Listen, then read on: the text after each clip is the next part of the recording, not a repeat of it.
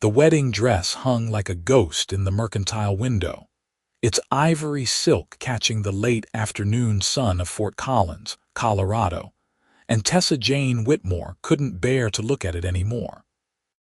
She pushed through the door with more force than necessary, the bell jangling violently above her head, and marched straight to the counter where Mr. Henderson stood tallying his ledger. "I need to sell this," she said, her voice steady despite the tremor in her hands as she clutched the dress bundled in her arms. "Today." Mr. Henderson looked up, his weathered face creasing with sympathy. It was June of 1882, and everyone in Fort Collins knew what had happened 3 weeks ago. Thomas Mercer, the banker's son who had promised Tessa the moon and stars, had run off with a saloon girl to San Francisco, taking half the bank's money and all of Tessa's hopes with him. The wedding had been scheduled for the first Saturday of the month. Instead, Tessa had spent that day burning his letters in the fireplace of her father's ranch house while her mother wept in the kitchen. "Miss Whitmore, you sure about this?" Henderson asked gently. "Might want to hold on to it, give yourself some time." "I've had enough time," Tessa replied, spreading the dress across his counter. It really was beautiful. She had spent 6 months sewing it, ordering the silk from a catalog out of Denver, stitching delicate lace at the collar and cuffs. The bodice was fitted, the skirt full, and she had embroidered tiny flowers along the hem in thread that had cost her 2 weeks' wages from teaching at the schoolhouse. "I need the money more than I need the memories," Henderson sighed, adjusting his spectacles. "I'll give you $15 for it. It cost me 40 to make." "I know, but selling a wedding dress in a town this size, that is not an easy thing. Might take months." Tessa's jaw tightened, but she nodded. $15 would at least help with the ranch expenses. Her father had broken his leg in April, and the medical bills were piling up faster than the hay in their barn. "Fine. 15. The bell jangled again, and both of them turned to see a man walk in, his boots leaving dusty prints on the wooden floor. Tessa had seen him around town a few times in the past week, a newcomer who had taken work at the Patterson Ranch outside of town. He was tall, broad-shouldered, with sun-darkened skin and dark hair that needed cutting. His eyes were a startling blue, like the Colorado sky on a clear winter morning, and when they landed on the wedding dress spread across the counter, something shifted in his expression. "That for sale?" he asked, his voice a low rumble. Henderson blinked. "Well, yes, but it is a wedding dress, son, unless you are planning on getting married." The cowboy stepped closer, and Tessa found herself stepping back, suddenly conscious of how she must look, her dark blonde hair escaping its pins, her simple cotton dress dusty from the ride into town. The stranger reached out and touched the silk with surprising gentleness, his calloused fingers tracing the embroidered flowers. "How much?" he asked. $15, Henderson said, glancing at Tessa with confusion. "I'll give you 50. The number hung in the air like smoke. Tessa's breath caught. $50. The cowboy turned to look at her fully for the first time, and she felt the impact of his gaze like a physical thing. "This your dress?" "Yes, I made it. It is beautiful work." He pulled a leather wallet from his pocket, worn smooth with age, and began counting out bills. $50. "Sir, I cannot take your money like that," Tessa protested, even as her mind raced with what $50 could do. "Pay the doctor. Buy feed for the winter. Fix the broken fence in the north pasture. It is not worth that much." "Worth is what someone is willing to pay," he said simply, laying the money on the counter. "And I say it is worth 50. Henderson looked between them, clearly baffled, but he was a businessman first. He swept up the money and handed $35 to Tessa. "Your profit, Miss Whitmore."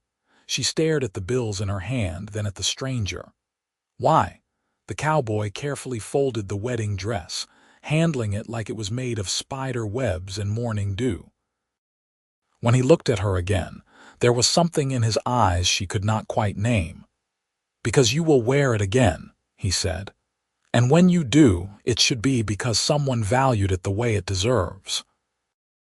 Before Tessa could form a response, he tipped his hat to her, tucked the dress under his arm, and walked out of the mercantile, leaving her standing there with her mouth open and her heart doing strange things in her chest. "Well," Henderson said after a long moment, "that was the damnedest thing I have seen in 30 years of running this store." Tessa could only nod, clutching the money and watching through the window as the stranger mounted a paint horse and rode out of town, the white bundle of her wedding dress secured carefully to his saddle. She told herself she would never see him or the dress again. She told herself it did not matter. She told herself a lot of things on the ride back to the ranch, but none of them explained why she kept looking over her shoulder at the empty road behind her. The ranch house sat in a valley with the Rocky Mountains rising to the west, their peaks still crowned with snow even in summer. Tessa's father, Jack Whitmore, had built it with his own hands 20 years ago, when he and Tessa's mother had first come to Colorado territory full of dreams and determination. It was a good house, solid and square, with a wide porch and a view that could break your heart with its beauty. Tessa found her father on that porch, his broken leg propped up on a chair, whittling a piece of pine. He looked up as she dismounted, his weathered face breaking into a smile that faded when he saw her expression. "You sold it then," he said quietly. "Yes." She climbed the steps and sat down beside him, pulling the money from her pocket. "For more than I expected." He took the bills, counted them, and his eyebrows rose. $50. Henderson gave you 50 for that dress. Not exactly. She told him about the stranger, watching her father's face carefully. Jack Whitmore was a practical man, not given to flights of fancy, but he had a romantic streak that had won her mother's heart back in Missouri. When she finished, he was quiet for a long moment, the knife still in his hands. "You will wear it again," he repeated. "That is what he said." Yes, interesting thing to say to a woman whose wedding just fell apart. "I thought so too." Tessa looked out at the mountains, at the way the setting sun painted them gold and purple. Probably just a stranger passing through with more money than sense. Maybe. Her father resumed his whittling. Or maybe he saw something worth investing in. "Pa, that makes no sense. Does not have to make sense to be true." He glanced at her, his eyes kind. "Life has a way of surprising you, Tessa girl. Just when you think you have got it all figured out, it goes and does something unexpected." Tessa wanted to argue, but she was tired, bone-tired in a way that had nothing to do with the physical. Thomas's betrayal had left her feeling hollow, like someone had reached inside and scooped out all the parts of her that knew how to hope. The stranger's words should have felt like mockery, but instead they had felt like a promise, and she did not know what to do with that. Her mother called them in for dinner, and Tessa let the subject drop. But that night, lying in her narrow bed under the eaves, she found herself wondering where the stranger was, whether he was looking at her dress, and what on earth he meant to do with it. She saw him again 4 days later, though she had been trying very hard not to look for him. Tessa had ridden into town to pick up supplies and mail, and she was coming out of the post office when she spotted him across the street, talking to Sheriff Dawson outside the jail. In the daylight, she could see him more clearly. He was perhaps 28 or 29, with a strong jaw and a way of standing that suggested he was comfortable in his own skin. He wore typical cowboy gear, denim and leather, but everything was well maintained, not flashy. As if sensing her gaze, he turned his head, and their eyes met across the dusty street. For a heartbeat, neither of them moved. Then he said something to the sheriff and started walking toward her. Tessa's first instinct was to flee, which was ridiculous. She was 23 years old, a schoolteacher and a rancher's daughter, not some silly girl who ran from men. So she stood her ground, lifting her chin as he approached. "Miss Whitmore," he said, tipping his hat. "Good to see you again." "Sir." She realized she did not know his name. "I am afraid you have me at a disadvantage." "Blake Johnson," he said, extending his hand. "Sorry for not introducing myself properly the other day. I was focused on the transaction." His hand was warm and strong when she shook it, his grip firm but not overwhelming. "Tessa Whitmore, though you seem to know that already." "Small town," he said with a slight smile. "People talk." "I am sure they do." She withdrew her hand, trying to ignore the tingle where their skin had touched. "Mr. Johnson, I have to ask, what are you planning to do with that dress?" "Keep it safe," he said simply. "That is not an answer. It is the only one I have right now." He glanced at the packages in her arms. "Can I help you load those? I can manage." "I am sure you can, but I am offering anyway." There was something in his tone, a quiet respect that was different from the way most men in town treated her. Since Thomas had left, she had been getting two kinds of reactions: pity from the older folks and speculation from the younger men, wondering if she was damaged goods or newly available. Blake Johnson looked at her like she was just a person, someone worth talking to, and it had been so long since anyone had done that. "All right," she heard herself say. "Thank you." They walked to her wagon together, and he loaded the supplies with easy efficiency. Up close, she could smell leather and sage and something else, something clean like mountain air. "You are working at the Patterson Ranch?" she asked, making conversation. "For now. I move around a lot, go where the work is." "Where are you from originally?" "Montana Territory." "My father had a ranch up there." Had, she noted, past tense. "I have been drifting since he died, seeing the country." "I am sorry about your father," he shrugged, but she saw the tightness around his eyes. "It has been 2 years. You learned to carry it." Tessa understood that. She had learned to carry her mother's sadness, her father's pain, her own shattered dreams. Grief was like rocks in your pockets. "You got used to the weight." "What brought you to Fort Collins?" she asked. "Heard Patterson needed hands for the summer. Good pay, good country." He secured the last package and turned to face her. "And I like the look of the mountains." "They are beautiful," she agreed. "I have lived here my whole life, and they still take my breath away sometimes." "Some things are worth stopping for," he said. And though he was looking at the mountains, she had the strangest feeling he was talking about something else. A group of women passed by on the boardwalk, and Tessa saw them glance over, saw the way their heads bent together in whispered conversation. Her cheeks flushed. By tomorrow, the whole town would be talking about how she was seen with a strange cowboy just weeks after being abandoned at the altar. Blake noticed her discomfort. "I should let you go," he said. "But Miss Whitmore, if you ever want to see the dress, make sure it is being kept properly. You are welcome to ride out to Patterson's place. I have a room in the bunkhouse." "That would not be appropriate.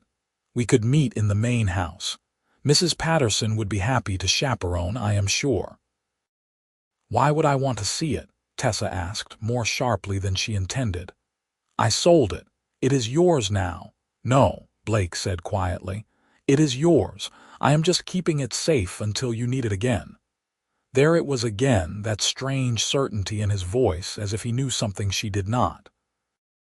It should have irritated her, but instead it sent a shiver down her spine that had nothing to do with the afternoon heat. "I should go," she said, climbing up onto the wagon seat. "Thank you for your help." "Anytime, Miss Whitmore." She drove away without looking back, but she could feel his gaze on her like sunshine, warm and steady and impossible to ignore. Over the next few weeks, Tessa tried very hard not to think about Blake Johnson. She threw herself into work at the ranch, helping her father manage the cattle and the horses even though he insisted he could do it from his chair. She prepared lessons for the fall term when school would start again. She visited her mother's sister in Greeley for a few days, hoping the change of scenery would clear her head. It did not work. Blake Johnson had taken up residence in her thoughts like a stubborn weed, and she could not seem to root him out. She found herself wondering what he was doing, whether he had looked at the dress, whether he thought about her the way she was thinking about him. She told herself she was being foolish. He was a drifter, a cowboy who would move on when the season ended. Getting involved with him would be just as stupid as trusting Thomas had been, maybe more so. At least Thomas had pretended to want forever. Blake had made no promises at all, except that strange one about the dress. But late at night, when the house was quiet and the stars were bright outside her window, she could not help but remember the way he had looked at her, like she was something precious, something worth $50 and more. It was her father who forced the issue. "I need you to ride over to Patterson's place," he said one morning in late July. "They have got a breeding stallion I want to look at, see if we might arrange a deal. I would go myself, but this damn leg is not healing as fast as I would like." Tessa's heart jumped. "Could we not ask them to bring the horse here?" "Could, but that is not how you do business. You go to them, show respect. Besides, Mrs. Patterson asked after you last Sunday at church, said she had not seen you in ages and would love to have you for lunch." Tessa narrowed her eyes at her father, who looked the picture of innocence as he sipped his coffee. "Did she really say that, or are you matchmaking? Can it not be both?" He grinned at her. "Go on, Tessa girl. It is just lunch and a look at a horse. And if you happen to run into that cowboy who bought your dress, well, that is just coincidence. You are impossible. I am your father. It is my job." So that was how Tessa found herself riding up to the Patterson ranch on a Thursday afternoon, her stomach in knots and her hair freshly washed. She had told herself not to dress up, but somehow she had ended up in her second-best dress, the blue one that brought out her eyes, with her mother's cameo at her throat. The Patterson place was bigger than the Whitmore ranch, with a large main house, several barns, and a bunkhouse that could sleep 20 men. Mrs. Patterson came out to greet Tessa before she had even dismounted, enveloping her in a hug that smelled like lavender and fresh bread. "Tessa, darling, it has been too long. Come in, come in. I've got lunch ready and we can have a good talk." Lunch turned out to be a feast: fried chicken, mashed potatoes, green beans from the garden, and a cherry pie that made Tessa's mouth water. Mrs. Patterson kept up a steady stream of conversation about town gossip, her children who had moved back east, and the challenges of running a ranch in a drought year. Tessa was beginning to think she might make it through the visit without seeing Blake at all when Mrs. Patterson said, "Oh, before I forget, your father wanted you to look at our stallion. I will have one of the boys bring him out." "Blake Johnson, are you in the barn?" Tessa's hands froze on her napkin. A moment later, Blake appeared in the doorway, hat in hand, looking slightly dusty but no less handsome for it. His eyes found Tessa immediately, and something sparked in them, something warm and pleased. "Mrs. Patterson," he said respectfully. "Blake, dear, would you show Miss Whitmore the stallion? Her father is interested in a breeding arrangement." "Be happy to, madam." He looked at Tessa. "Miss Whitmore." There was no graceful way to refuse, not without being rude. Tessa stood, thanked Mrs. Patterson for the meal, and followed Blake out into the bright afternoon sun. They walked to the barn in silence, the air between them charged with something Tessa could not name. Inside, it was cool and dim, smelling of hay and horses and leather. Blake led her to a stall near the back where a magnificent bay stallion stood, his coat gleaming like polished mahogany. "This is Thunder," Blake said, stroking the horse's nose. 4 years old, good bloodlines, even temperament for a stud. Your father would do well with him. Tessa examined the horse with a practiced eye, noting the strong legs, the broad chest, the intelligent eyes. He is beautiful. What are the Pattersons asking? You would have to discuss that with Mr. Patterson, but I know he is interested in trading rather than selling. Maybe some of your cattle or access to your grazing land in the summer. That could work. She paused. How do you know about our grazing land? I pay attention, Blake said simply, and I might have asked a few questions about you. Her pulse quickened. Why? He was quiet for a moment, stroking the horse's neck. Because I have not been able to stop thinking about you since that day in the mercantile, he said finally, his voice low. Because I bought that dress hoping I would have an excuse to see you again. Because when I look at you, something settles inside me, something that has been restless for a very long time. Tessa's breath caught. You do not even know me. Then let me. He turned to face her fully, and the intensity in his eyes made her knees weak. Let me take you to the church social next week. Let me court you properly, the way you deserve to be courted. I was just left at the altar, she whispered. The whole town thinks I am damaged goods. The whole town is wrong. He took a step closer, close enough that she could see the flecks of gray in his blue eyes. You are not damaged, Tessa. You are brave and strong and beautiful, and the man who left you is the biggest fool I have ever heard of. You do not know what you are asking. People will talk. Let them talk. I do not care about people. I care about you. It was too much, too fast, too everything. Thomas had courted her for 6 months before proposing, and even then she had not felt this dizzy, this unmoored. With Thomas, everything had been safe and planned and sensible. With Blake, she felt like she was standing at the edge of a cliff, waiting to either fall or fly. I need time, she said. I need to think. Take all the time you need, Blake said. I am not going anywhere, but he was. That was the problem. He had said himself he was a drifter, that he went where the work was. Summer would end, the season would change, and he would move on to the next ranch, the next town, the next temporary stop. And Tessa had already had her heart broken once. She was not sure she could survive it happening again.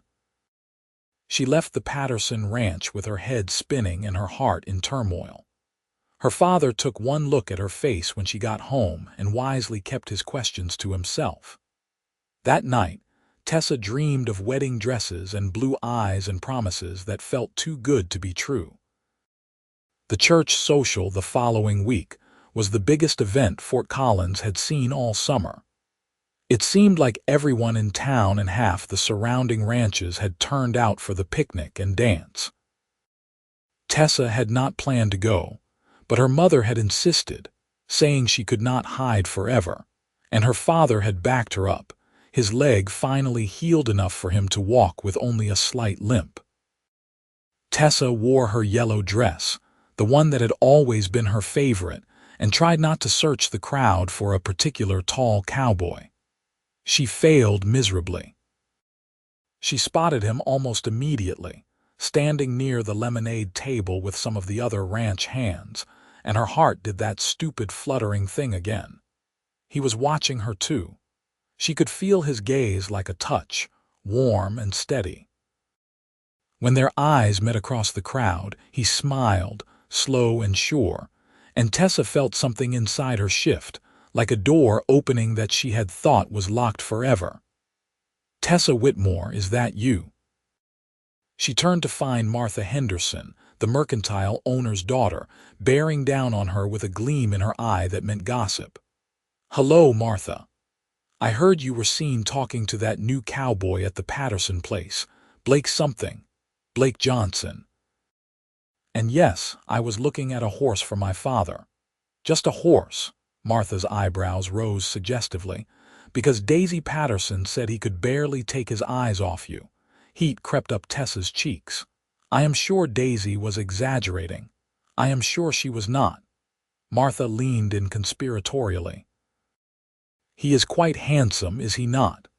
And I heard he comes from a good family up in Montana. His father had land." "Martha, I am not interested in gossip." "Of course not." Martha's expression softened. "But Tessa, you deserve to be happy. What Thomas did was unforgivable, but you cannot let it ruin your whole life. If a good man is interested in you, maybe you should give him a chance." Before Tessa could respond, the music started, a lively fiddle tune that had people moving toward the dance area. Martha was swept away by her husband, and Tessa was left standing alone, trying to decide whether to stay or flee. The decision was taken out of her hands when Blake appeared at her elbow, as if he had been waiting for exactly this moment. "Miss Whitmore," he said, "would you do me the honor of this dance?" Every eye in the vicinity turned to stare. Tessa could practically hear the whispers starting, could imagine tomorrow's conversations over coffee and sewing circles. The abandoned bride dancing with a stranger. How scandalous. How improper. How soon.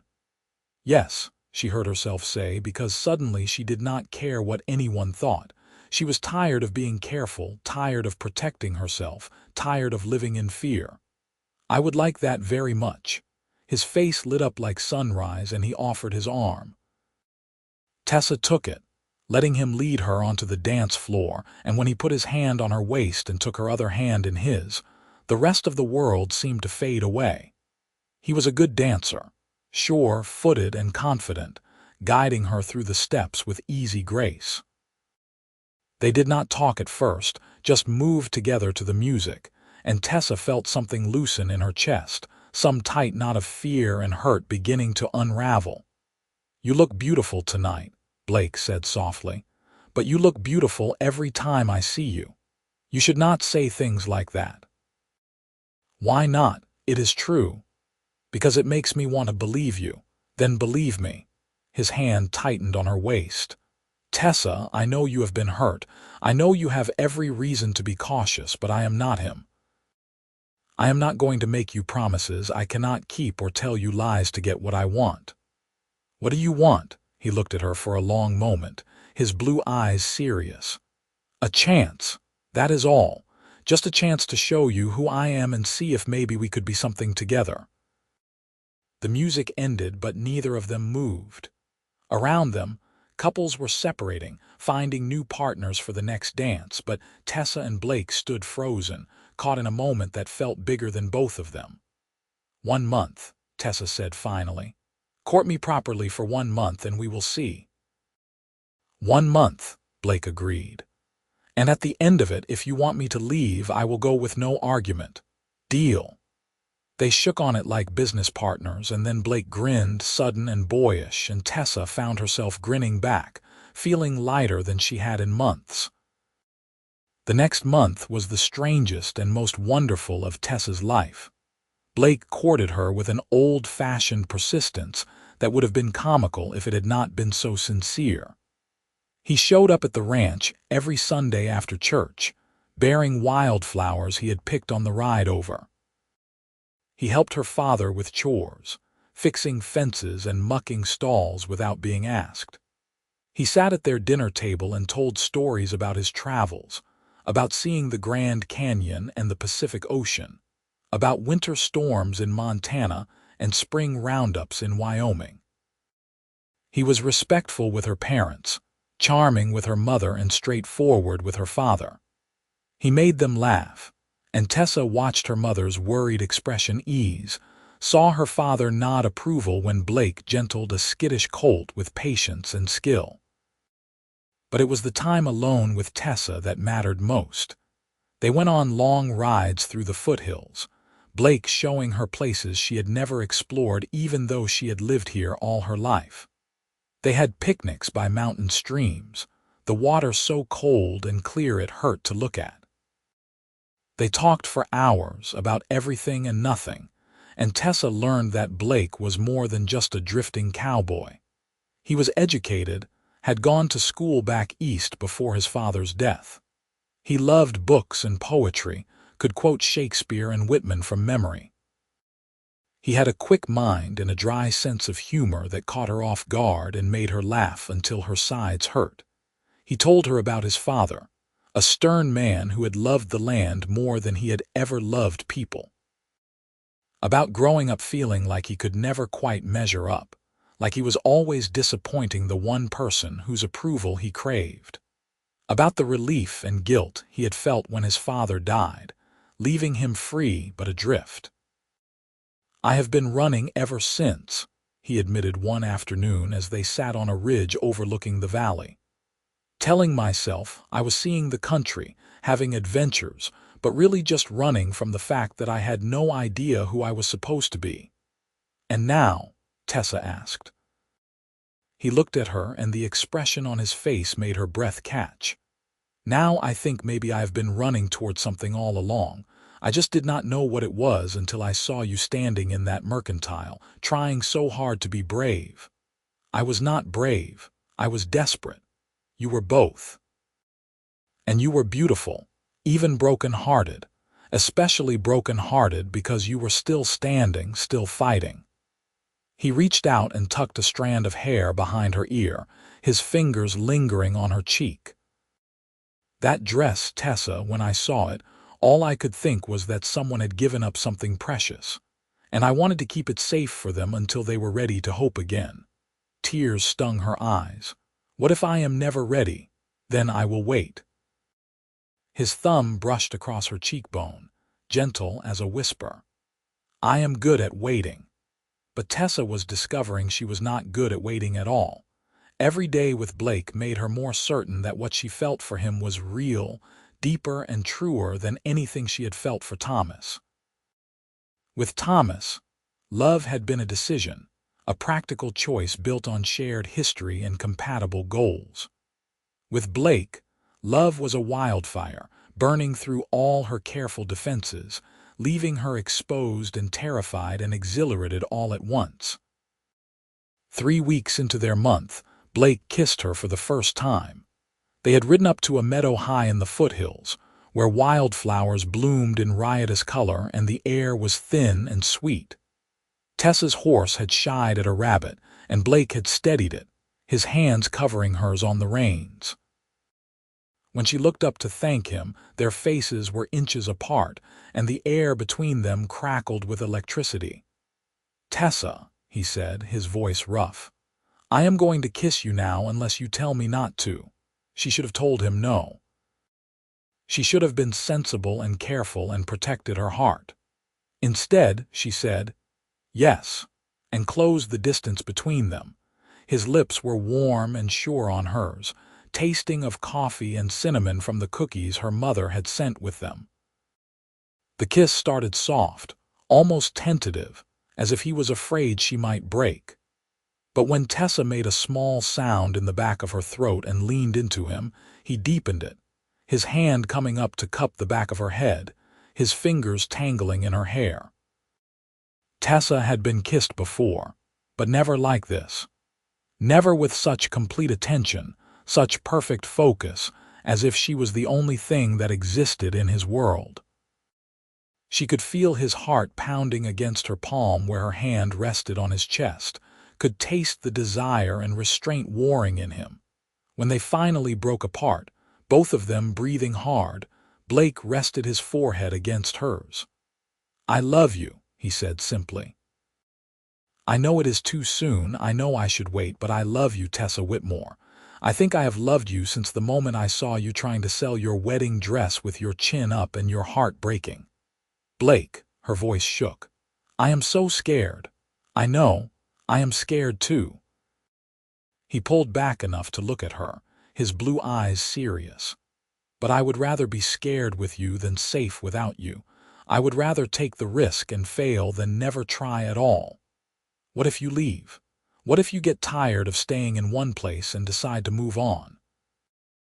"I am not leaving," he said firmly. "I have already talked to Patterson about buying some of his land. I have got money saved enough to start my own place. I want to put down roots, Tessa. I want to build something that lasts, and I want to build it with you." She searched his face, looking for any sign of doubt or deception, but all she saw was honesty and hope, and a love so clear it took her breath away. "I love you too," she whispered. "I did not think I could, not so soon, not after everything, but I do. I love you, Blake Johnson." He kissed her again, and this time there was joy in it, bright and clean as mountain sunshine. When they rode back down to the valley that evening, Tessa felt like she was flying, like her heart had grown wings and finally remembered how to soar. The final week of their month arrived too quickly. Tessa knew they needed to make decisions, have serious conversations about the future, but she kept putting it off, wanting to hold onto the perfect bubble of happiness a little longer. Blake had other ideas. He showed up at the ranch on a Saturday afternoon and asked to speak with Tessa's father privately. They disappeared into Jack's study for over an hour, and Tessa paced the kitchen, driving her mother crazy with her nervous energy. When they finally emerged, both men were grinning and Tessa's heart leaped into her throat. "Tessa, girl," her father said, "Blake here has something he wants to ask you. I think you should hear him out in private. Go on, take a walk." Tessa looked at Blake, who was trying very hard to look calm and failing completely. His hands were shaking slightly, and there was a wild hope in his eyes that made her want to laugh and cry at the same time. They walked out to the porch, down the steps, and across the yard to the fence that overlooked the pasture.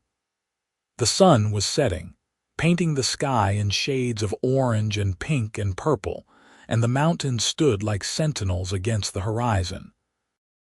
"Tessa," Blake began, then stopped, running a hand through his hair. "I had this whole speech planned, but now that we are here I cannot remember a word of it." "Just say what you feel," she said softly. He took a deep breath. "I feel like I have been wandering my whole life, looking for a place to belong. And then I met you, and suddenly I understood that home is not a place. It is a person. It is you, Tessa.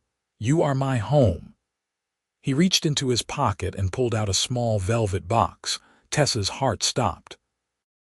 "I know we have only known each other a month. I know it is fast, maybe too fast.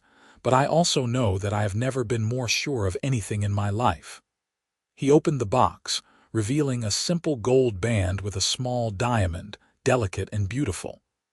"Tessa Jane Whitmore, will you marry me?" Tessa looked at the ring, at Blake's face, at the future spreading out before them like the Colorado sky, vast and full of possibility. A month ago, she had been selling her wedding dress, convinced she would never believe in love again. Now here she was, being offered a second chance at everything she thought she had lost.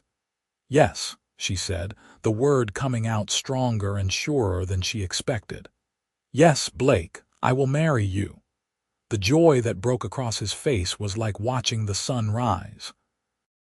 He pulled her into his arms, lifting her off her feet and spinning her around until they were both dizzy and laughing. When he set her down, he slid the ring onto her finger, and it fit perfectly, like it had been made just for her. "I have one more thing to show you," he said, his eyes dancing with mischief. "Come with me." He led her to his horse, and from his saddlebag he pulled out a familiar white bundle, Tessa's wedding dress, carefully wrapped and preserved. "I told you that you would wear it again," he said, handing it to her. "And I meant it. I want you to wear this when you marry me, Tessa. I want to see you walk down the aisle in the dress you made with your own hands, the dress that represents all your hope and all your talent and all your dreams. I want to be the man who gets to watch you fulfill every promise that dress represents." Tessa clutched the dress to her chest, tears streaming down her face. "You kept it safe for me." "I will always keep you safe," he promised, "for as long as I live." They set the wedding date for late September, giving them time to prepare, but not so long that the waiting would drive them crazy. The whole town buzzed with the news. Opinions divided between those who thought Tessa was being too hasty and those who were thrilled she had found happiness again. Tessa did not care what anyone thought. She was done living her life according to other people's expectations. She was marrying Blake because she loved him, because he saw her for who she really was and loved her back, because when she looked at him, she saw a future worth fighting for. The preparations flew by in a blur. Her mother altered the wedding dress, taking it in slightly where Tessa had lost weight during the hard summer, adding new ribbons to the sleeves. Her father arranged with the church for the ceremony, looking happier than she had seen him since before his accident. Blake worked on building them a small house on the land he had bought from Patterson, a snug cabin with a view of the mountains and space for them to grow. On the night before the wedding, Tessa's mother came to her room and sat on the edge of the bed. "Are you sure about this, sweetheart?" she asked gently. "Not because I doubt Blake, but because I want to make sure you are doing this for the right reasons." "I love him, Mama," Tessa said. "I know it is fast, but when it is right, you know, and this is right, he is right." Her mother smiled, touching her cheek. "Your father said the same thing about me, you know. We met in April and married in June. Everyone said we were rushing, that we barely knew each other, but we knew enough. Sometimes you just know." "Were you ever scared?" "Terrified," her mother admitted. "But your father, he made me feel like being brave was possible, like together we could face anything, and we have. We have had hard times, lean years, losses that broke my heart. But through all of it, I have never once regretted saying yes to him." "That is how Blake makes me feel," Tessa said, "like I can be brave. Then you have your answer." Her mother kissed her forehead. "Get some sleep, darling. Tomorrow is going to be a beautiful day," and it was. September 28, 1882, dawned clear and bright, the kind of day that made you believe in miracles. Tessa woke before sunrise, too excited to sleep, and watched the light creep across the mountains, turning them from purple to pink to gold. Her mother and her aunt helped her dress, lacing up the corset, arranging the skirt, pinning her hair up with small white flowers. When Tessa finally looked at herself in the mirror, she barely recognized the woman staring back. She looked radiant, glowing with happiness, nothing like the broken girl who had tried to sell this dress 3 months ago. "You are beautiful," her mother said, tears in her eyes. "The most beautiful bride I have ever seen." The church was packed. It seemed like everyone in Fort Collins and half the surrounding county had turned out to see Tessa Whitmore marry the mysterious cowboy who had swept her off her feet. Tessa clutched her father's arm as they stood in the vestibule, listening to the organ music swell. "You ready, Tessa girl?" her father asked. "More ready than I have ever been for anything." The doors opened, and they began the long walk down the aisle. Tessa saw friends and neighbors, saw Martha Henderson dabbing at her eyes, saw Mrs. Patterson beaming from the front pew. But she only had eyes for the man waiting at the altar. Blake wore a new black suit, his hair freshly cut, his boots polished to a shine. But it was his face that took her breath away. He was looking at her like she was everything, like she was the sun and the moon and all the stars, like he could not quite believe his luck that she was walking toward him. When she reached him, her father placed her hand in Blake's, and she felt the rightness of it settle into her bones. This was where she was meant to be. This was who she was meant to be with. The ceremony was simple and traditional. They spoke their vows in clear, steady voices, promising to love and honor and cherish each other for as long as they both lived. When the minister pronounced them husband and wife and told Blake he could kiss his bride, the kiss was sweet and pure, full of promise for all the years to come. The reception was held at the Whitmore Ranch, with tables set up in the yard and enough food to feed an army. There was music and dancing, laughter and joy, and Tessa felt like her heart might burst from happiness. When Blake took her in his arms for their first dance as husband and wife, he whispered in her ear, "I told you that you would wear that dress again." You did, she agreed. How did you know? Because I looked at you and saw someone too strong to stay broken, someone too brave to give up on love. He pulled back to look at her, his blue eyes serious. You just needed someone who could see that, someone who knew what you were worth. And you are that someone. I am going to spend the rest of my life being that someone, he promised. They danced until the stars came out, until Tessa's feet ached and her face hurt from smiling. When it was finally time to leave for their new home, her friends and family threw rice and flower petals, shouting blessings and good wishes. Blake lifted her onto his horse, then swung up behind her, his arms coming around to hold the reins. As they rode away from the ranch, toward their cabin in the foothills, Tessa leaned back against his chest and sighed with contentment. Happy, he asked. More than I ever thought possible. Good. Because I plan to make you this happy every single day for the rest of our lives. That is a big promise. Then I better get started. Their cabin was small but cozy, with a fireplace Blake had built himself and windows that overlooked the valley. He had filled it with wildflowers, their sweet scent perfuming the air, and there was a fire crackling in the hearth against the autumn chill. Blake carried her over the threshold, and Tessa laughed, feeling young and carefree and utterly loved. He set her down gently, and for a moment they just stood there looking at each other in the firelight. This is real, Tessa said wonderingly. We are really married. We really are. Blake cupped her face in his hands, his thumbs stroking her cheeks.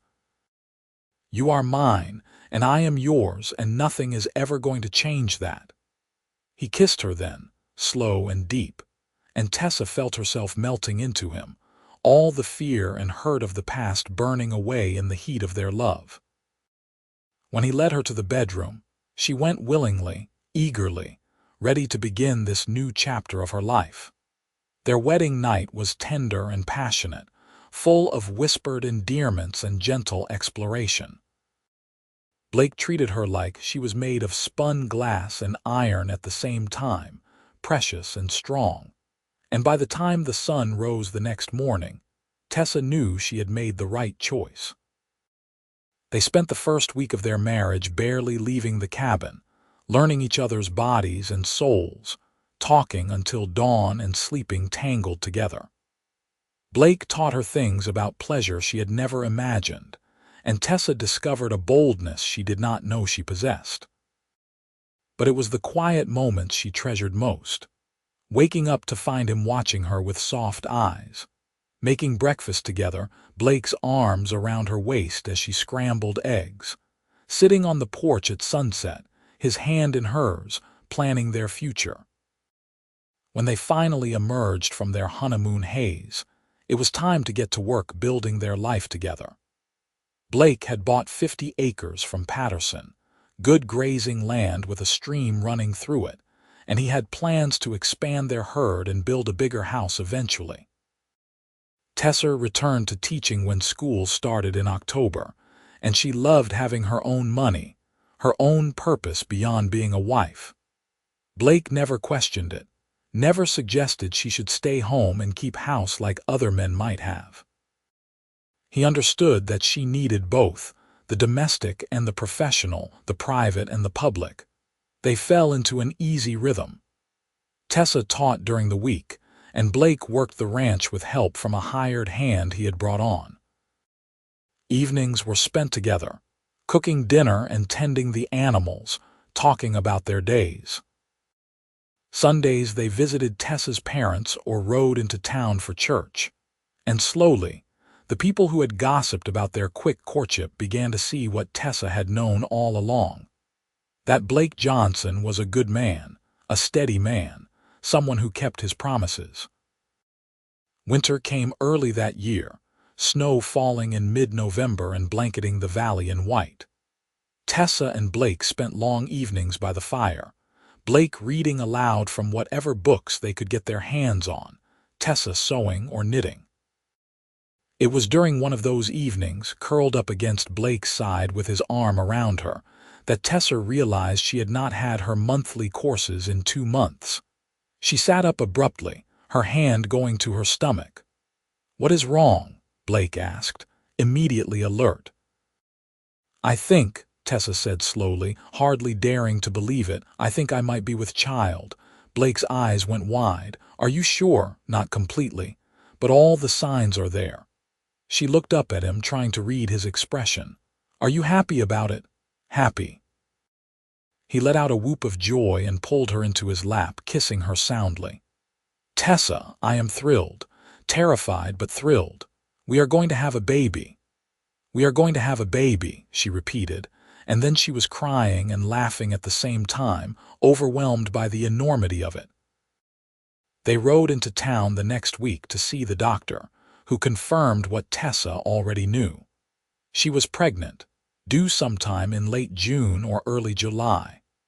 Blake walked around grinning like a fool for days, telling everyone who would listen that he was going to be a father. Tessa's mother was overjoyed, immediately starting to knit blankets and sew tiny clothes. Her father clapped Blake on the back and gave him a cigar, welcoming him officially into the family. The whole town seemed to celebrate with them, and Tessa felt surrounded by love and support in a way she never had before. The pregnancy was relatively easy. Tessa had some morning sickness in the early months, but nothing severe, and she continued teaching until the end of May when her belly was too big to hide behind her desk. Blake hovered over her constantly, worried she was doing too much, but Tessa refused to be coddled. She felt strong and healthy and more alive than ever. As summer approached, Blake hired another hand to help with the ranch work so he could stay close to home. He built a cradle from pine, sanding it smooth and carving little flowers into the headboard. He painted the bedroom, added shelves for baby things, and generally drove Tessa crazy with his preparations. "The baby will not care if the walls are blue or cream," she told him, exasperated and amused in equal measure. "I will care," he insisted.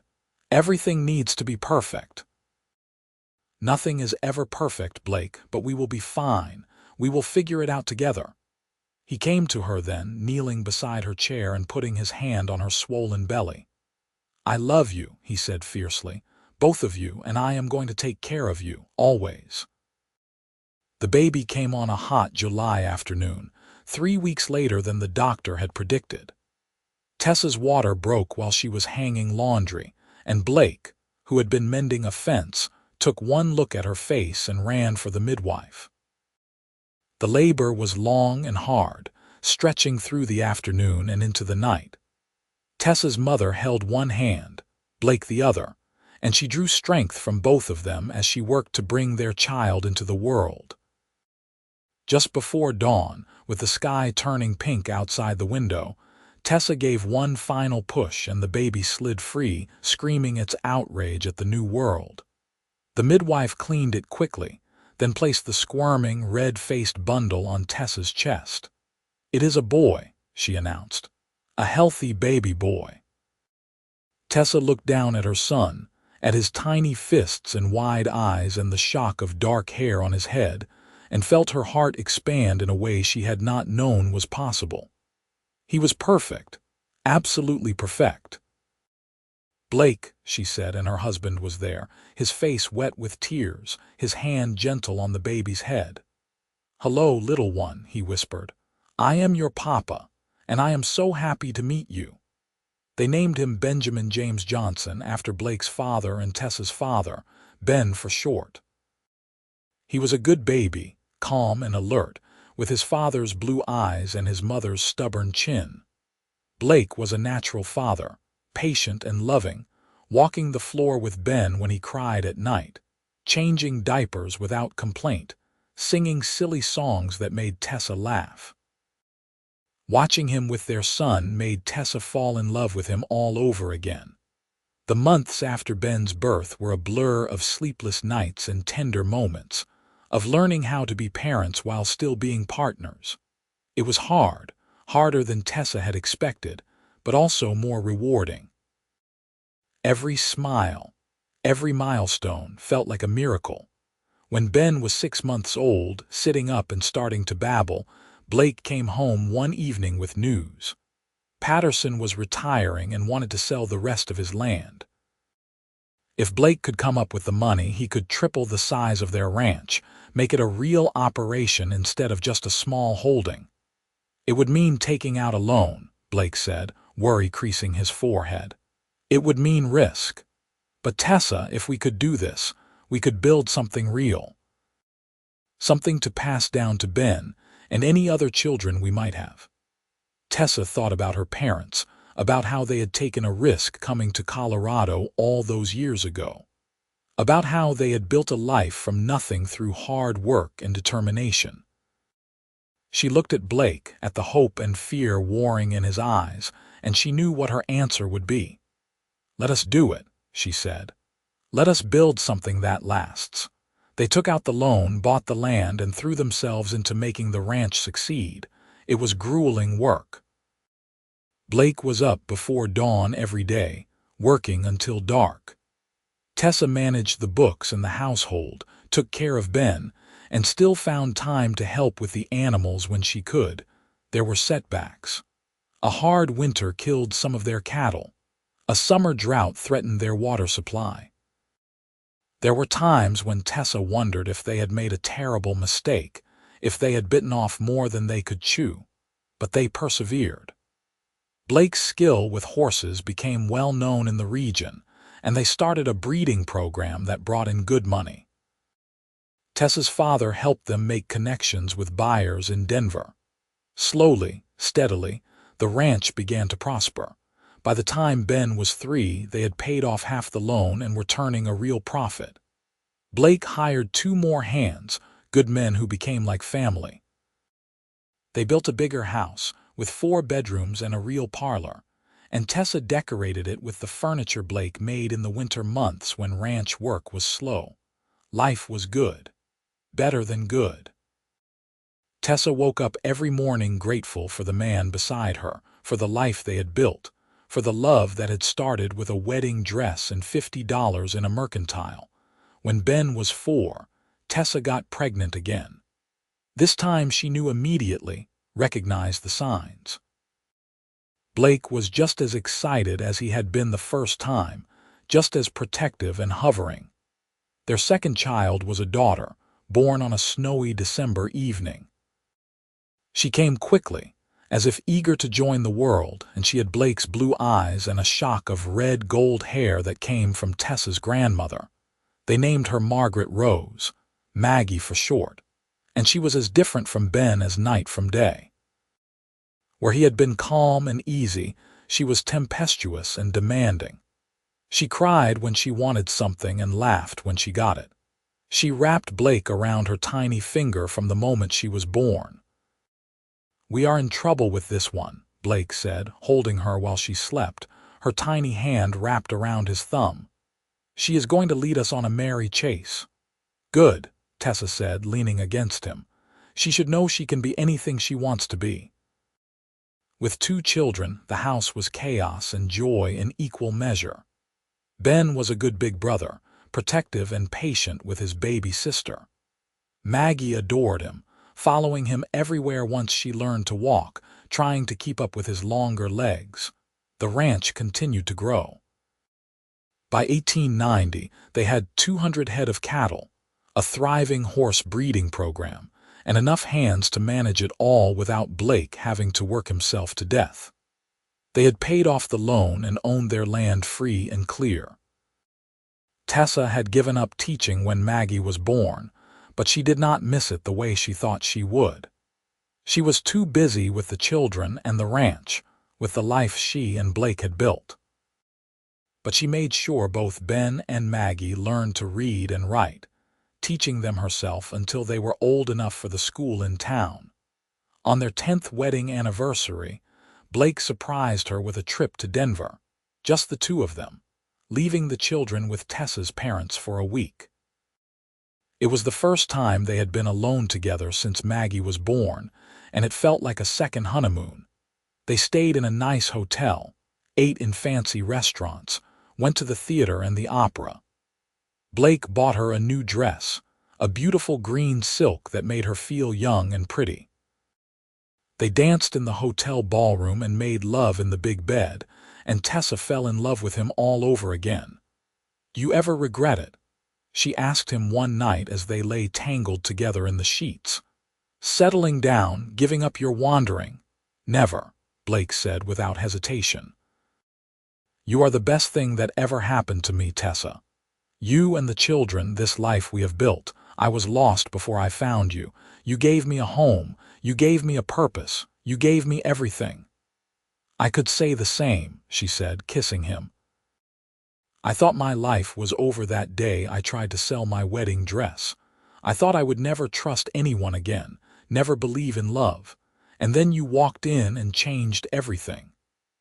"I knew the moment I saw that dress that it was special," Blake said. "And I knew the woman who made it must be special too. I bought it hoping I would have a chance to know you. I never imagined you would become my whole world." They made love again, slow and sweet, and Tessa thought about how much had changed in 10 years. How much they had grown, both separately and together. How much they had built. When they returned home, Ben and Maggie rushed to greet them, full of stories about their week with Grandma and Grandpa. The ranch hands had kept everything running smoothly. Life went on as it always did, but Tessa carried the glow of that week with her, a reminder that she and Blake were not just parents and ranchers. They were lovers, partners, best friends. More years passed, each one bringing new challenges and new joys. Ben grew tall and strong, with a gift for working with horses that rivaled his father's. Maggie was bright and fierce, constantly getting into mischief and charming her way out of trouble. When Tessa was 35, she got pregnant for a third time. It was unexpected, as she had assumed at her age she was done having children, but she and Blake were thrilled. Ben was 12 and Maggie was 8, and they were excited about having a new baby brother or sister. This pregnancy was harder than the others. Tessa was tired all the time, her back ached, and she had terrible heartburn. The doctor warned her to take it easy, and for once, Tessa listened, letting Blake and the children take care of her. The baby, another boy, was born in the spring of 1894. They named him Samuel Blake Johnson, and he was the perfect blend of his parents, with Tessa's hazel eyes and Blake's dark hair. He was a happy baby, always smiling, and he brought a new lightness to the family. Ben adored his baby brother, taking his role as big brother seriously. Maggie was more interested in the new colt that had been born the same week, but she warmed up to Samuel eventually, singing him songs and making him laugh. Life settled into a new rhythm with 3 children. The ranch was thriving, one of the most successful in the region. Blake had earned a reputation as a fair boss and a skilled rancher, and Tessa was known for her sharp mind and generous heart. Her parents were getting older, her father's broken leg from all those years ago giving him trouble in the winter, her mother's eyesight failing. Tessa made sure to visit them often, bringing the children so they could know their grandparents. It was her father who brought up the past one Sunday afternoon. They were sitting on the porch, watching the children play in the yard, and he said, "You know, I still remember the day you came home after selling that dress. You looked so lost, Tessa girl, and now look at you. Happy, successful, surrounded by love. Life is funny sometimes." "It really is," Tessa agreed. "If someone had told me that day that I would meet the man I was supposed to marry within the hour, I would have thought they were crazy." "Best $50 anyone ever spent," her father said with a chuckle. "He still has the receipt, you know," Tessa said. "Framed in his office, says it is his best investment." Her father laughed, then grew serious. "He is a good man, your Blake. He loves you the way you deserve to be loved. I am proud of you both, proud of what you have built." "Thank you, Pa," Tessa said, leaning her head on his shoulder. "For everything. for raising me to be strong, for supporting me when I needed it most, for trusting Blake when I was too scared to. That is what family does, he said simply. When Tessa's father passed away peacefully in his sleep 2 years later, Blake was the one who held her while she cried, who helped her mother make the arrangements, who stood strong when Tessa felt like she was breaking apart. And when her mother followed him a year after that, Blake was there again, a steady presence in the storm of her grief. The children helped too. Ben, at 16, was nearly a man, taking on more responsibility at the ranch. Maggie, at 12, mothered Samuel and helped keep the household running. Samuel, at 3, was a bright spot of joy even in the darkness, his laughter a reminder that life went on. Tessa inherited her parents' ranch, and she and Blake decided to merge the two properties, creating one large operation that stretched across the valley. It was a lot of work, but it also felt like a way to honor her parents, to keep their dream alive. Ben took over managing the cattle side of the operation, showing a natural talent for business. Maggie, when she was not in school, helped with the horses, her fearless approach earning her the respect of the ranch hands. Samuel was still too young to help much, but he followed Blake everywhere, soaking up knowledge like a sponge. On their 20th wedding anniversary, Blake took Tessa up to the meadow where he had first kissed her. The wildflowers were in bloom, just like they had been all those years ago, and the air was sweet with their scent. 20 years, Blake said, pulling her into his arms. Sometimes it feels like forever, and sometimes it feels like just yesterday. I know what you mean, Tessa said, resting her head on his chest, but I would not change a single moment. Even the hard parts, the grief and the struggles, they all led us here, to this. To us, Blake agreed. He reached into his pocket and pulled out a small box. I got you something. Inside was a new wedding band, wider than the original, set with tiny diamonds that caught the light. To replace the one I gave you 20 years ago, he said, because you deserve something as beautiful as you are.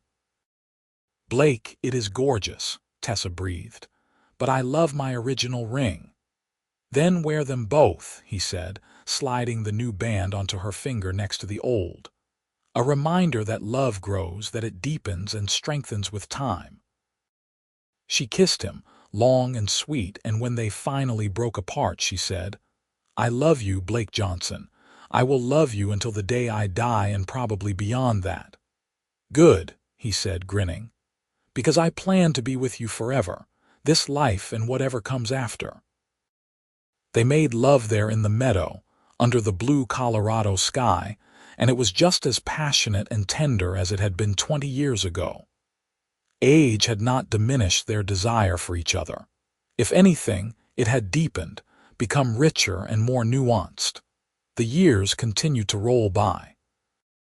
Ben fell in love with a girl from town, a sweet-natured young woman named Clara, and they married when he was 21. They built a house on the far end of the ranch property and started their own family, giving Tessa and Blake their first grandchild, a daughter named Lily, in 1902. Maggie proved more difficult to marry off. She was headstrong and independent, with no interest in the traditional feminine pursuits. She wanted to work the ranch, to breed horses, to be out in the open air instead of trapped in a parlor. It took a special kind of man to appreciate that, and she did not find him until she was 25. His name was Daniel Carter, a horse trainer from Montana who came to buy some of their stock and ended up staying for Maggie. Their courtship was fiery and passionate, full of arguments and reconciliations, and when they finally married in 1906, it was clear to everyone that they were perfectly matched. Samuel, the baby of the family, grew into a thoughtful, intelligent young man with a gift for numbers. He went to university in Denver, studying business and finance, and came back to help modernize the ranch operations, bringing new techniques and technologies that increased their efficiency and profits. By 1910, the Johnson Ranch was one of the largest and most successful in Colorado. They employed 30 hands, ran 500 head of cattle, and had a horse breeding program that was known throughout the West. Blake was 61, his hair more gray than dark, his face weathered by years of sun and wind. But his blue eyes were still as bright as ever, and when he looked at Tessa, she still saw the same love that had been there 28 years ago. Tessa was 51, her dark blonde hair streaked with silver, her body no longer young but still strong. She had lived a full life, richer than she had ever imagined possible, and she was not done yet. They had 5 grandchildren now, with another on the way, and the house was often full of laughter and chaos. Blake had built additions over the years, expanding it to accommodate family gatherings, and Sunday dinners were loud, joyful affairs with 3 generations around the table. One evening, after everyone had gone home and the house was quiet, Blake found Tessa in their bedroom, standing in front of the wardrobe where she still kept her wedding dress. "Thinking about the old days?" he asked, coming up behind her and wrapping his arms around her waist. "Always," she said, leaning back against him. "Do you remember the day you bought this? How crazy everyone thought you were. I remember thinking you were the most beautiful, bravest woman I had ever seen," Blake said. "And I remember knowing, absolutely knowing, that I was going to marry you. You could not have known that, but I did." He turned her in his arms so he could see her face. "I knew that dress was special, that you were special, and that somehow, some way, I was going to convince you to give me a chance. Best $50 you ever spent." "Best $50 anyone ever spent," he agreed, kissing her forehead. "It bought me a lifetime with you, a family, a home, everything I never knew I wanted." Tessa reached up and touched his face, tracing the lines that time and laughter had carved there. "I used to think love was about grand gestures and passionate declarations, but I have learned it is really about this, about standing together through the years, about building something that lasts. About buying wedding dresses for strangers and hoping they will take a chance on you," Blake added with a grin. Tessa laughed. "That too." They stood there for a long time, holding each other in the quiet of their bedroom, the wedding dress hanging like a ghost of the past and a promise of the future. Outside, the Colorado night was clear and bright, stars scattered across the sky like diamonds. "Do you ever wonder what would have happened if I had not gone to the mercantile that day?" Tessa asked. "If you had not walked in at exactly that moment?" "Never," Blake said firmly. "Because I believe we were always going to find each other. Maybe not that day, maybe not in that way, but somehow. Some people are just meant to be together." "You really believe that?" "With all my heart." Tessa smiled, feeling the truth of it settle into her bones. They were meant to be together. Through all the twists and turns of fate, through heartbreak and hope, they had found each other. And they had built a life that was more beautiful than any dress, more precious than any amount of money. "Come to bed," Blake said, taking her hand. "We have got a long day tomorrow. Ben wants to discuss expanding the cattle operation, and Maggie is bringing over the new foals she wants to train. And Samuel wants to show you his plans for the new irrigation system," Tessa added. "See, never a dull moment." He pulled her toward the bed, and she went willingly, ready for whatever tomorrow would bring as long as they faced it together. They made love that night with the ease and familiarity of long practice, but also with a tenderness that came from knowing how precious this was, how lucky they were to have found each other. Afterward, Tessa fell asleep in Blake's arms, just as she had done for nearly 3 decades, and dreamed of wedding dresses and wildflowers and a blue-eyed cowboy who had seen her when she was broken and loved her anyway. The years that followed were good ones. The ranch continued to prosper, adapting to the changing times while maintaining the values Blake and Tessa had built it on: hard work, fair dealing, and respect for the land and the animals.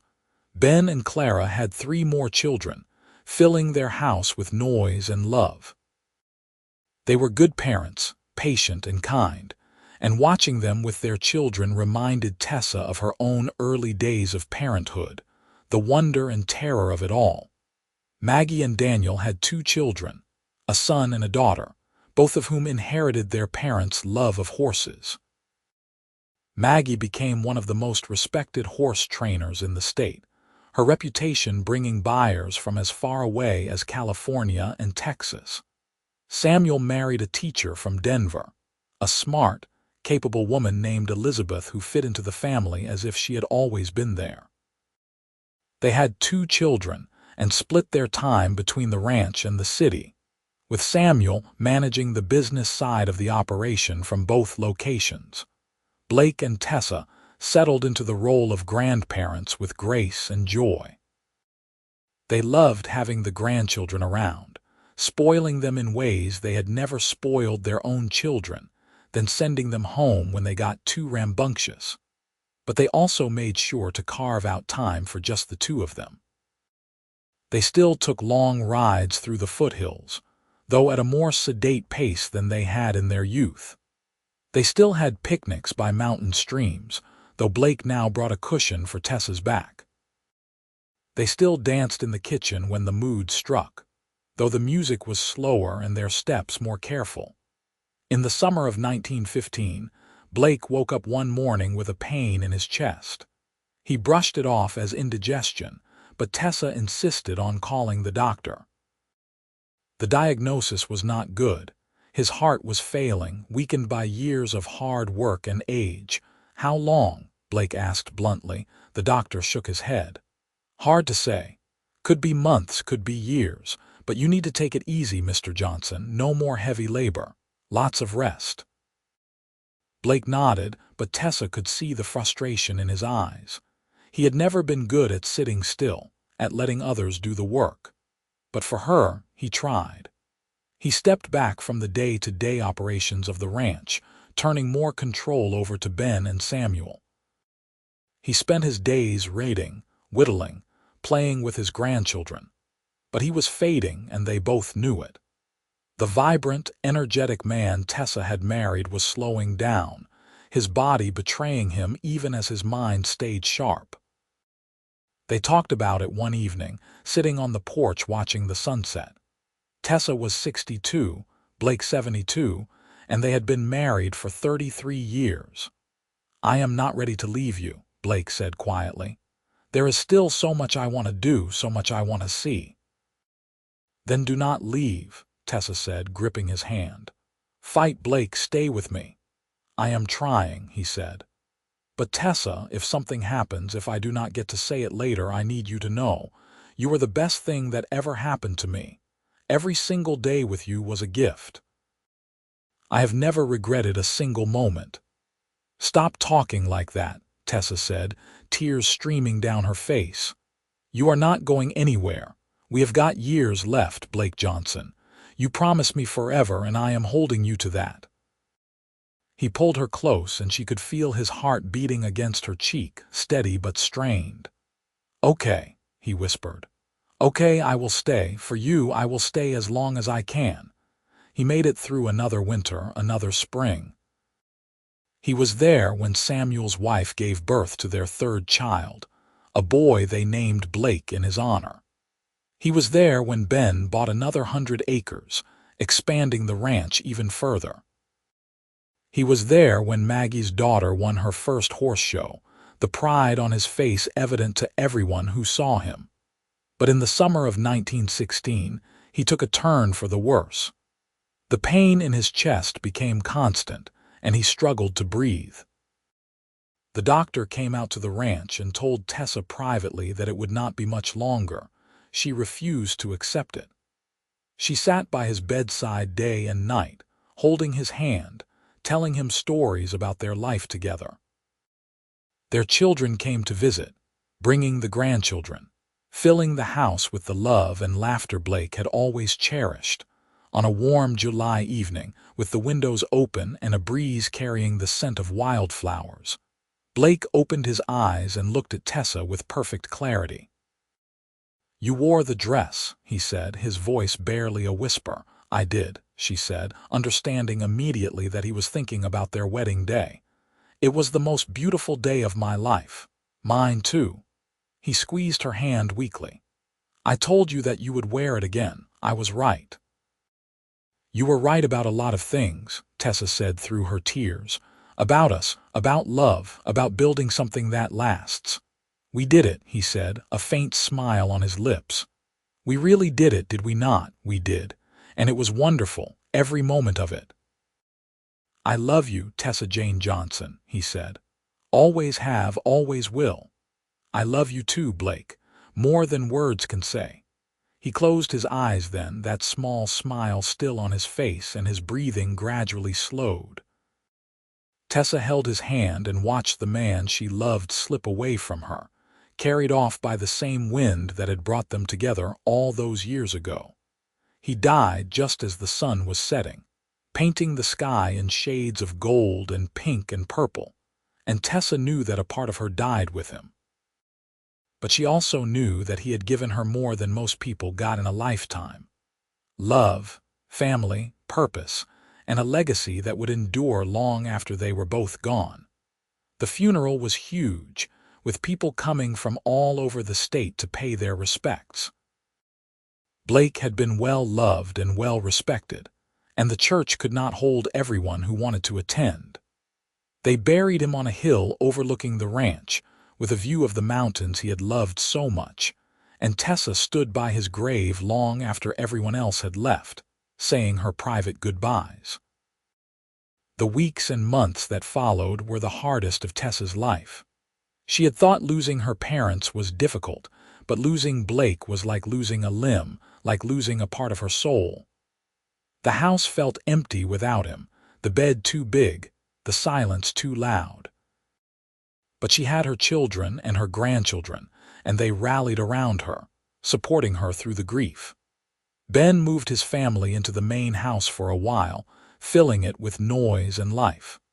Maggie visited almost daily, bringing the horses she thought Tessa might like to see. Samuel handled all the business affairs, making sure his mother did not have to worry about anything practical. Slowly, painfully, Tessa learned how to live without Blake. She threw herself into the ranch, into being a grandmother, into keeping busy so she did not have time to fall apart. She wore her wedding rings every day, a reminder of the man who had loved her so well and the life they had built together. 2 years after Blake's death, when Tessa was 64, she decided to host a big family gathering for the 4th of July. All 3 of her children came with their families, filling the house and the yard with laughter and chaos. There were now 9 grandchildren, ranging in age from 2 to 16, and watching them play together filled Tessa's heart with bittersweet joy. That evening, as the sun set and the adults sat on the porch while the children caught fireflies, Ben stood up and cleared his throat. "I want to make a toast," he said, raising his glass. "To Ma and Pa. To the legacy they built, the love they shared, and the family they created. Everything we have, everything we are, is because of them. Because Pa had the courage to buy a wedding dress from a stranger, and Ma had the courage to believe in love again."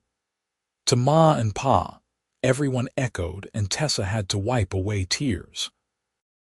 "Your father would be so proud," she said, looking at her children. "Of all of you, of what you have become, of how you have carried on what we started." "We learned from the best," Maggie said, coming to hug her mother. That night, after everyone had gone to bed, Tessa went to her room and took out the wedding dress one more time. It was yellowed with age now, the silk fragile, but it was still beautiful. She held it up to herself, remembering the young woman she had been when she first made it, the heartbreak that had led her to sell it, and the miracle that had come from that moment of desperation. "You were right, Blake," she whispered to the empty room. "I did wear it again. And it was everything you promised it would be." She carefully put the dress away, knowing it was not meant to be worn again but to be kept, a symbol of hope and second chances and the power of love to transform lives. Tessa lived another 12 years, staying active and involved in the ranch until the very end. She saw her youngest grandchild graduate from university, saw 2 of her grandchildren marry and start families of their own.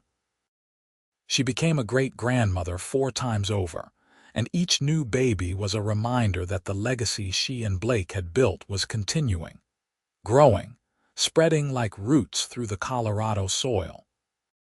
She died peacefully in her sleep in the spring of 1928, at the age of 76, with her children and grandchildren surrounding her. They buried her next to Blake on the hill overlooking the ranch, and at her request, they placed her wedding bouquet between them, dried and preserved all these years, a symbol of the love that had started it all. The ranch continued to thrive for generations, passed down through the family, each new generation adding their own touches, but always honoring the foundation Blake and Tessa had laid. The story of how they met became family legend, told and retold at gatherings, a reminder that sometimes the worst moments of our lives lead us exactly where we are meant to be. And if you visit the ranch today, now run by Blake and Tessa's great-great-grandchildren, you can still see the wedding dress, carefully preserved in a glass case in the main house. Next to it is a small plaque that reads, "She came to sell her wedding dress. The cowboy bought it and said you'll wear it again." And she did, marrying the man who saw her worth when she could not see it herself. This is their legacy: love, hope, and the courage to believe in second chances.